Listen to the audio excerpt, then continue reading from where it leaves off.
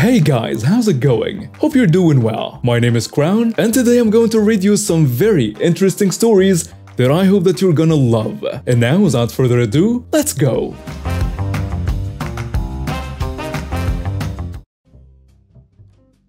Okay, the supercilious piglet in question was my father's mother, or Nana, as we kids called her. And she was one of the least pleasant people you could ever wish to avoid meeting. She was rude, obnoxious, racist, classist, played favorites with family members, and switched favorites at the drop of a hat, depending on who had pleased or displeased her most recently. Hated kids, made us sit outside in the rain when our parents were visiting her. Generally, an all-around nasty, petty, horrible person who treated everyone around her so badly. This is one of the two stories in which I got to witness and contribute to her getting taken down a few pegs. This story took place in New Zealand back in 1979. At the time my parents were separated, I was living with my mom in Hamilton and we were hosting an exchange student from Tahiti who was attending my high school. I should call him Tahitian Pro, because he was a great guy and like a brother to me. I later stayed with him and his family in Tahiti as part of the same exchange program, but that's not really relevant to the story. So of course Tahitian Pro hung out with my friend group and met other members of my family, and therefore the expectation was that we visit my dad. I think he was living in Bairoa at the time, and when we did, Dad took us to Nana's house in Morrinsville. Why? I have absolutely no idea. Dad should have known better than that. So we go to Nana's place and she sees someone whose first language isn't English and whose skin is not white. And she immediately starts showing off all of her daddy jewelry that hasn't been cleaned since Queen Elizabeth's coronation, and going on and on about how well off she's been all her life. A lie, by the way. She clearly thinks that Tahitian Pro, not being as good at English as she was and not being white, was too stupid to see that she was deliberately being patronizing and putting on airs, which he's fluent in at least 2 languages. Then, oozing false interest, Nana asked what Tahitian Pro's father earns per year. This was supposed to be her triumph, hearing how this dark-skinned islander lives in a grass hut subsisting on bananas and coconuts or something, but instead, it was the invitation for Tahitian Pro and I to exact revenge on her for the nonsense she just put him through. Tahitian Pro then politely and quietly gives a figure. I can't remember exactly, but it was in the realm of tens of millions of francs. Something over 20 million. French Polynesian francs. I knew that at the time the exchange rate was around 1,000 French Polynesian francs to 10 New Zealand dollars.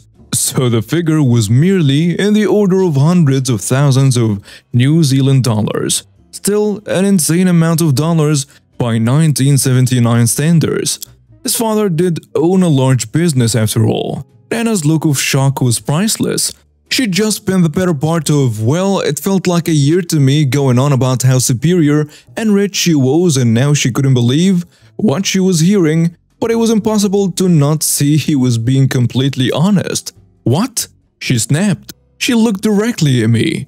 What did he say? Her great plan to establish her superiority over the dark-skinned foreigner was on a shaky ground, and she was desperate to hear that the foreigner had misspoken.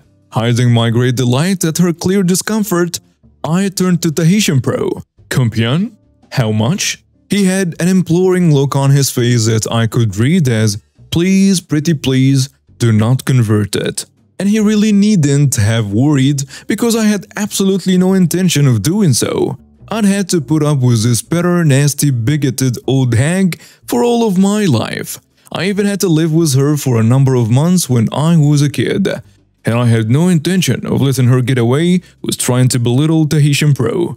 As impressive as 200-odd thousand was, at 20-odd million packed a lot more punch. Tahitian Pro said, X million francs. I knew Nana was stewing in her own juices, desperate to hear something that would enable her to rationalize it as being due to a stupid islander who doesn't know proper English. So I made a great play of clarifying. Million? I queried. And when Tahitian Pro responded with, oui, I further sought clarification, dragging it out. Nepamil? Not Southend? Like I didn't know. Nana couldn't understand French, but it was certainly clear that I was checking most carefully, making sure I hadn't confused it with a similar sounding word. Non. Million. He replied, shaking his head. I turned back to Nana. Yeah, X million francs. She looked gutted, absolutely sick to the stomach. It was glorious. No way her daddy and tawdry collection of jewelry could match up to 200 plus thousand, much less 20-something million. Not long later, Dad took us back to Mom's house in Hamilton, and after he'd left, the Haitian pro tried to tell my mom about the visit and was so flustered and angry he could barely express himself in English, kept lapsing into French, and about the only phrase that my mother could understood was, "She, that bloody woman." We all had a great laugh about it afterwards, though. And thinking of it has been a source of great satisfaction for me over the years. This is the first of 2 occasions I was present for where my disgusting and bigoted Nana set herself up for some richly deserved comeuppance, and I was only too happy to assist her in attaining it. If people are interested enough, I can post the second at some stage.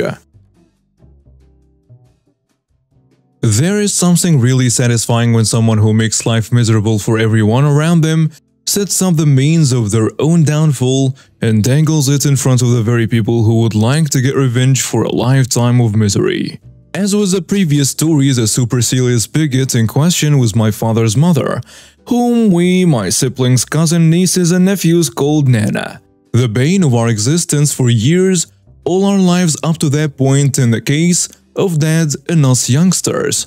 Racist, classist, and prejudiced in many other ways. Quick to find fault with anyone, hated kids, and wasn't terribly fond of most adults either. Children should be seen and not heard.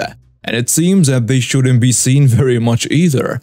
Mention her to one of my adult nieces and you get, that was a horrible old lady that made us sit outside in the rain when we were kids. Traumatized for life, poor girl. Nana also had a pity vindictive streak a mile wild, and if you annoyed her in any way, she would go out of her way to get revenge and make your life miserable with her nastiness. So this happened in New Zealand sometime in the 1980s.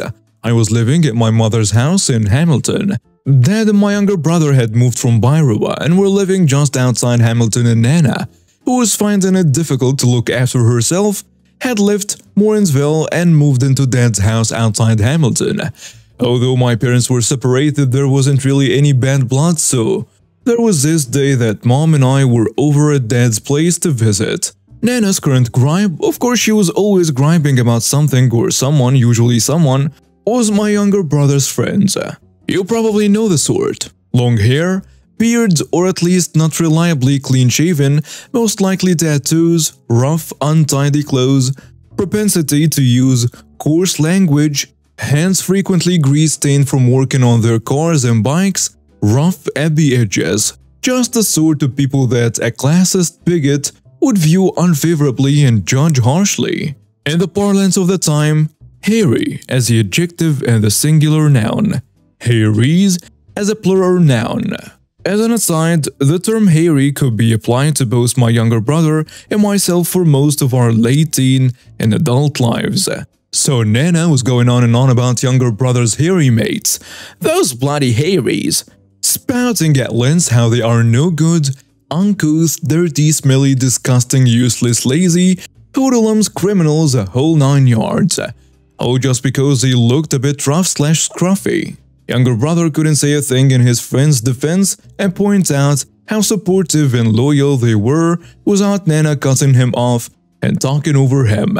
So Mom stepped in, pointing out that appearances mean little and that the so-called hairies are often the loveliest, most helpful people you can meet. Mom pointed out that if your car breaks down and you are stranded, it is not the rich guy in a Mercedes that's going to stop to help you. It's more likely to be some hairy in a beat-up old hold-in that stops and gets your car working again or takes you to the nearest town to get help. That is roughly the gist, not word for word. This was around 4 decades ago. I'm pretty sure Mom mentioned she was grateful for the help she's received from hairies over the years. This unsurprisingly prompted Nana to launch into a rant about how rich she was and how they always had reliable cars and had never been in such a situation as Mom described, and moreover would never put herself in a position where she had to accept help from or be grateful to a Harry. You can see where this is going, can't you? So the topic somehow got off Harry's and onto other things, and then Nana, unsatisfied if she's not whining about someone, started going on about how she wanted Dad to go to her doctor in Morrinsville and to pick up her prescription. But Dad won't do it. Dad pointed out that he had been busy with other things and will get it done when he can, in plenty of time before her pills run out. But this was not good enough for Nana, who wanted it done yesterday. I think any relief younger brother might have felt that he and his bloody hairy mates were no longer the target of Nana's displeasure was probably diminished by the fact that he still had to put up with the sound of her constant whining. I know it was getting on my nerves. Then Mom piped up. Don't worry, Mom. She still called her ex-mother-in-law Mom. I'll get your prescription for you. That surprised me, Dad, and younger brother. But we said nothing and Nana was really pleased. Mom was briefly her favorite person. So as Mom and I were heading home, she revealed her plan. You see, younger brother is not the only one with bloody hairy mates. And I had a former school friend still living in Morrinsville that I regularly hung out with, who was a bloody Harry, and Mom thought he'd jump at the chance to be helpful. So I phoned our instrument of revenge, my hairy mate out in Morrinsville, and filled him in on the whole story. Nana's tirade about the bloody Harrys and how she would never put herself in a position where she'd ever be grateful to one, and how she desperately wanted someone to bring her prescription over from Morrinsville. You could hear the grin on the other end of the phone. Jump at the chance he did. So, my hairy mate picked up Nana's prescription, jumped into his beat-up 1960-something Triumph Herald, and headed out to Hamilton to pick me up. I was dressed and waiting at the door. Mom was hovering behind me in glee. We drove just out of town to Dad's place.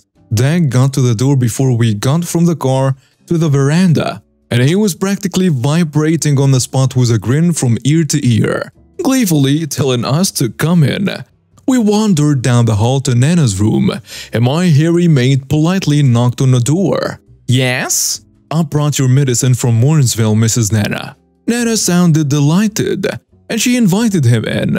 So, in he went, in his boots, tattered jeans, and crumpled shirt, with his long, greasy, uncombed hair and scruffy beard, and he handed her the package containing her medicine. Now Nana was brought up properly, as she kept telling us, and therefore she had no choice but to say thank you, and say it in a nice tone of voice and smile, despite the fact that she was still staring in disbelief at the person who had brought her medicine to her, and the words probably tasted like bile. My hairy mate politely replied, "You're welcome."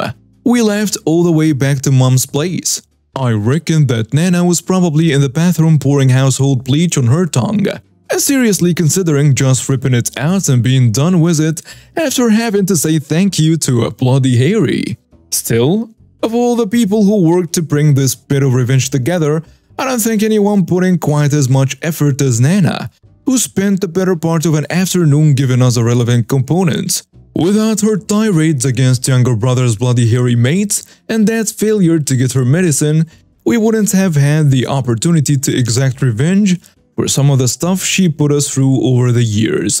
The fact that we were able to take revenge by being unfailingly helpful and nice was just icing on the cake. I live in a small complex with a communal parking lot, no reserved spaces. On my wife's birthday, she invited a friend over to go out celebrating. When her friend showed up, there happened to be a tree that had fallen in the lot and plucked half of it off while it was being cleared. The only spot she could get to was one of the two disabled spots in the lot. Not a problem, since she had a valid handicap tag, which was displayed. She asked when she came in if it was okay for her to park there, and I said it was fine since she was legally allowed to, and the only person in the complex to use the spots could park in the next spot. We got ready to go out, and when I went to get my car, I noticed the car that usually parked in the disabled spot had parked directly behind our friend, plugging her in, and she left the other disabled spots empty. I told the apartment manager to please have her move her car by morning. We went out for a nice night of clubbing and got home at 3 a.m. The car was still plugged in, and the other disabled spot was still empty, so I called the police. They showed up, looked at the way she was parked, and started laughing. Why didn't she just park in the next spot? I told him I didn't know, and he said that 3:30 a.m. Well, let's wake her up and ask. He did that cop knock on her door to wake her up and told her to move her car. She began yelling at him, "That's my spot, and I'm teaching someone a lesson." He explained to her that it is not her personal spot, and there was another one right next to it, even closer to her door. He told her to move her car immediately and to think about what she was going to say next, because she was really close to going to jail. She moved the car and never spoke to me again. But she had also yelled at the apartment manager when he asked her to move it. Turns out she was behind in her rent, so they started eviction proceedings. Manager then paid me $150 to take her boxed up stuff and throw it in the building's dirty basement. And now we have reached the end of today's stories. Thank you for watching and see you next time.